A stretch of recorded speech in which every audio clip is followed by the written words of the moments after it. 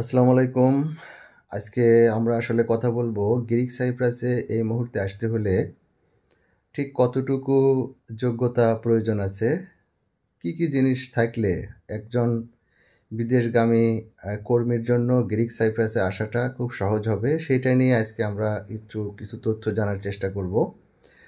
তো তথ্যগুলো জানতে হলে অনুরোধ করব ভিডিওটা শুরু থেকে শেষ পর্যন্ত দেখার চেষ্টা করুন এবং আমার চ্যানেলটাকে সাবস্ক্রাইব করে লাইক কমেন্টস করে পাশেই থাকুন। তো শুরু করি, আমরা মূল কথায় চলে আসি কথা না বাড়ে।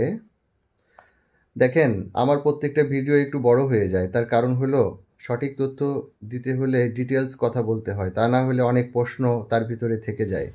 তো চেষ্টা করি সবসময় যতটুকু জানি এখানে আসার পরে যা শুনি বা যে দেখতেছি, যেটা আর কি নিজের কর্মক্ষেত্রেও বা পুরাতন এখানে যারা আছে অনেক বছর ধরে বৈধ অবৈধ অনেকের সাথে কথাবার্তা হয়, সেই নিরিখে আমি কিছু তথ্য দেওয়ার চেষ্টা করি আর কি।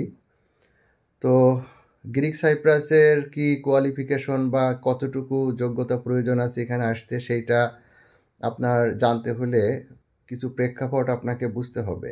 ঠিক আছে, এইটা ইউরোপীয় ইউনিয়নের অন্তর্ভুক্ত একটা Europe country, but non Shenzhen. এটা সত্য কথা, সবাই জানেন হয়তো বা।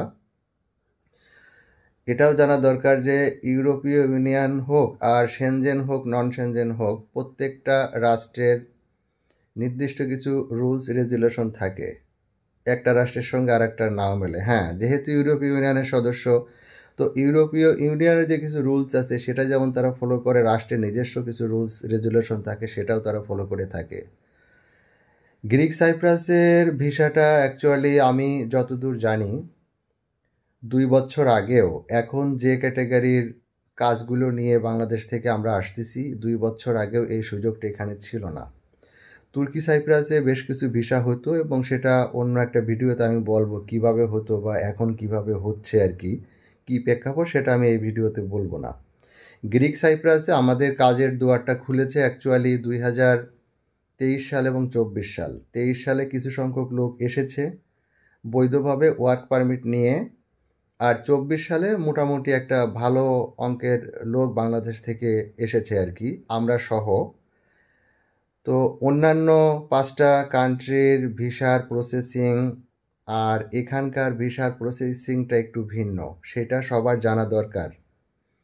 যেমন ধরেন, আপনি Lithuania, Croatia, Serbia, Kosovo, Montenegro, Poland, Malta, Romania, আপাতত যতদূর জানি এই সমস্ত রাষ্ট্রের ভিসা টুকটাক হচ্ছে আর কি। একসময় অনেক ভালো হতো, এখন রেশিওটা অনেক কমে গেছে। কেন কমে গেছে সেটা নিয়ে অন্য একটা ভিডিওতে বলার চেষ্টা করব আর কি।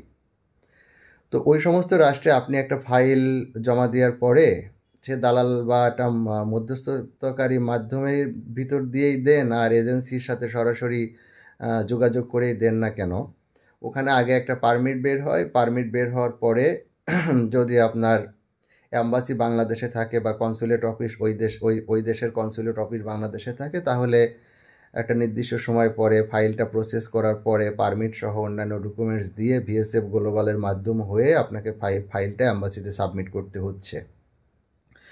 তো সেইখানে নির্দিষ্ট সময় পরে যখন ভিএসএফ গ্লোবালের মাধ্যম দিয়ে আপনি ইন্টারভিউর জন্য ডেট পাচ্ছেন, যে রাষ্ট্রের জন্যই হোক, যে কয়টা রাষ্ট্রের কথা বললাম এর যে কোনো একটা রাষ্ট্রে, ইন্ডিয়া হোক আর বাংলাদেশেই হোক, আপনি অ্যাম্বাসি ফেস করতেছেন। অ্যাম্বাসি হয়তো আপনাকে লামসাম কিছু কোশ্চিন করছে, যেরকম নিজের নাম, বাবার নাম, ওয়ার্ক এক্সপিরিয়েন্স আছে কি না, এটা হচ্ছে ইন জেনারেল কোশ্চিন আর কি। বা যে দেশে যাচ্ছেন সেখানে কোনো আত্মীয় স্বজন আছে কি না, বন্ধুবান্ধব আছে কি না, অথবা আপনি ওখানে থাকবেন কি না, বা ওর আশেপাশের দেশে কোনো বন্ধুবান্ধব আছে কি না, ওরা একটু জাস্টিফাই করার চেষ্টা করে আর কি। কারণ অনেকেই তো গেম দেয় বিভিন্ন দেশে যাওয়ার পরে। এরপরে আপনাকে যে কথাগুলো ওরা জিজ্ঞেস করে, যতদূর আমি জানি, যদি আমার জানা ভুল না হয়, সেটা হচ্ছে আপনি যে ওয়ার্ক পারমিটটা ওখানে জমা দিয়েছেন ফাইলের সঙ্গে, ওই ওয়ার্ক পারমিটের আলোকেই আপনাকে কিছু কোশ্চেন করে, যেমন আপনার কোম্পানিটার নাম কি, এটা কোন শহরে অবস্থিত, ঠিকানাটা কোথায়, আপনার বেতন কত ধরেছে কোম্পানি, থাকা খাওয়া মানে অ্যাকোমোডেশন এবং ফুড কস্ট এই টাকার, ট্রান্সপোর্ট থাকলে সে টাকার, ওভারটাইম আছে কি না, কয় ঘন্টা ডিউটি, ঠিক আছে, এই যে আপনার মেডিকেল ইন্স্যুরেন্স এগুলো কে পে করবে, আপনার কন্ট্যাক্ট পেপারে ইচ অ্যান্ড এভরিথিং এগুলো লেখা থাকে।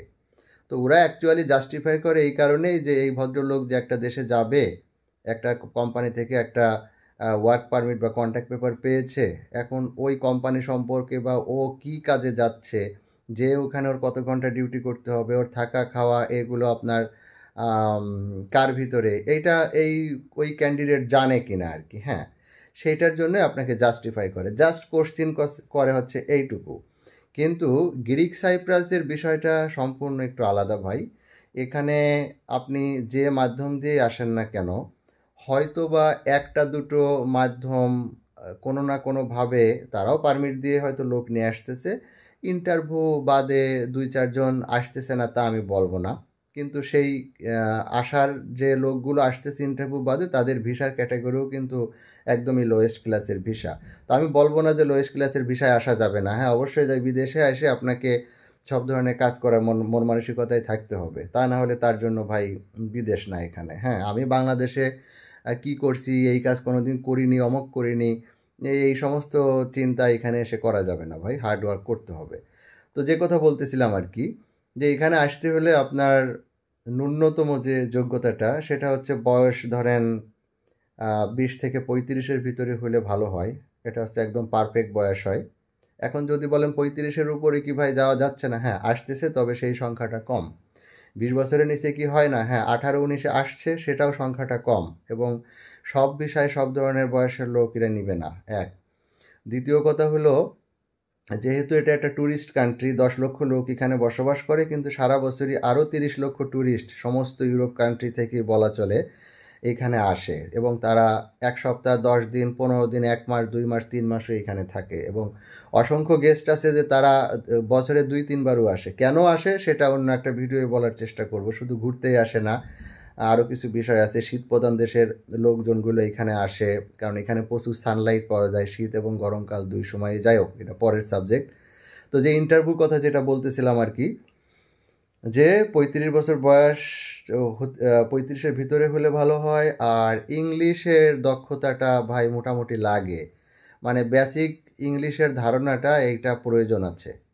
কারণ ম্যাক্সিমাম এজেন্সি, আমি যাদের মাধ্যম দিয়ে এসেছি বা আমি যে লিঙ্কটা করে দেওয়ার চেষ্টা করি যারা আসতে চায়, এই এজেন্সি সহ হাতে গোনা 2-1 জন যদি এনেও থাকে, অধিকাংশরই প্রসেস হলো আপনার এই দেশের কোম্পানির কাছে ইন্টারভিউ দিয়ে আপনাকে আসতে হবে। আগে কোম্পানি আপনাকে ইন্টারভিউ নেবে, এবং আপনি সে যে ক্যাটাগরির ভিসাতেই আসেন না কেন, ইন্টারভিউ নিবে, সে আপনার সাথে হোয়াটসঅ্যাপে ভিডিও কলে কথা বলবে সরাসরি, আমি যেমন সরাসরি এই যে ফেস টু ফেস ভিডিও করতেছি, এরকম কথা বলে কিছু কোশ্চেন জিজ্ঞেস করে। এই যে ইন জেনারেল কিছু কোশ্চেন তো থাকে, যেমন নিজের নাম, বাবার নাম, আমি বাংলাদেশে কি করি, আমি বিবাহিত কিনা, আমার বাচ্চা কাচ্চা কয়জন আছে, আমার কোনো জব এক্সপিরিয়েন্স আছে কিনা, আমি বিদেশে কোনো এক্সপিরিয়েন্স আমার ছিল কিনা কখনো, এই যে এগুলো হচ্ছে ইন জেনারেল কোশ্চেন। তারপরে আমার সম্পর্কে কিছু বলতে পারে এখানে।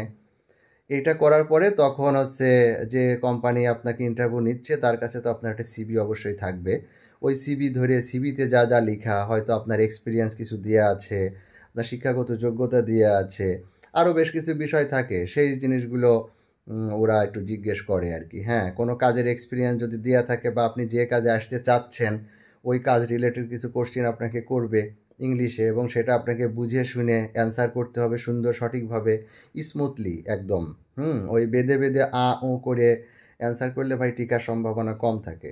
তো এই যে একটা প্রক্রিয়া, যেটা আমি অন্যান্য যে রাষ্ট্রগুলোর কথা আগে বলছি, সেই সমস্ত রাষ্ট্রগুলো কিন্তু এরকম প্রক্রিয়া খুব কম। তো সেই সেন্সে বলছি, কারোর বয়স যদি 35-এর ভিতরে হয়, 20 বা 22 থেকে, সে যদি ন্যূনতম এসএসসি পাস হয় এবং বেসিক ইংলিশটা সে জানে, আমি মনে করি যদি ভালো একটা এজেন্সির মাধ্যমে যোগাযোগ করে সে আসতে চেষ্টা করে, তাহলে এখন পর্যন্ত ভিসার যে রেশিও আছে বা লোক সংখ্যা যতটা প্রয়োজন, আমার কাছে যতটুকু মনে হচ্ছে বা নলেজ বা নিউজ আছে, তাতে অনেকের পক্ষে এখানে আসা সম্ভব। এইটা হচ্ছে একটা বড় বিষয়। আর দ্বিতীয় বিষয় হলো, ধরেন একটা রাষ্ট্রে যখন লোক নিয়ে শুরু করে নতুন করে, তো প্রথম দিকে যারা যোগাযোগ করে ভালো মাধ্যম দিয়ে, তাদের আসাটা সহজ হয়ে যায়, কিন্তু একটা সময় কিন্তু হয়তো এ দেশে ধরেন সাপোজ 20,000 লোক লাগবে 5 বছরে, সাপোজ। তো এখন দেখা যাচ্ছে প্রথম দিকে লোকজনগুলো জানেই না যে এখানে লোক বাংলাদেশ থেকে যাওয়া যায় বা যাচ্ছে বা এদেশের সুযোগ সুবিধা কতটুকু। এখন 2, 4, 10 জন 20 জন 100 জন 200 জন যখন চলে আসে, এদের ভাই বন্ধু আত্মীয় স্বজন বা বিভিন্ন এজেন্ট আছে, এজেন্সি আছে, এরা প্রচারণা করে বা বিভিন্ন ভিডিও টিডিও দেওয়ার পরে ওই বিভিন্ন মাধ্যম দিয়ে কিন্তু অনেক লোকই তখন জানতে পারে যে না, যারা বিদেশ যেতে ইচ্ছুক তাদের কথা বলছি, যে না এখানেও এখন যাওয়া যাচ্ছে, ফ্যাসিলিটি এইরকম। তখন কি হচ্ছে, লোক কিন্তু কন্টিনিউ আসতেছে।